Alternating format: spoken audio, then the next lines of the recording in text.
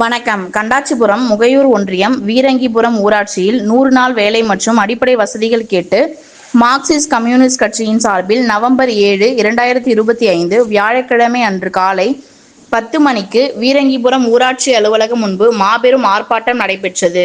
போராட்டத்திற்கு கிளை செயலாளர் எம். முனுசாமி தலைமையேற்று நடத்தினார்.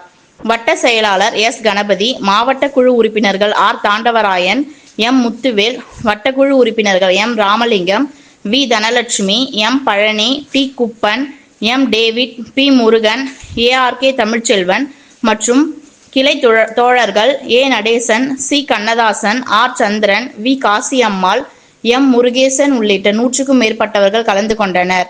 ரெட் நியூஸ் தமிழ் செய்திக்காக துணை ஆசிரியர் விழுப்புரம் ஜோதிலிங்கம். செய்திகளை உடனுக்குடன் தெரிந்து கொள்ள ரெட் நியூஸ் தமிழ் சேனலை சப்ஸ்கிரைப் செய்யவும்.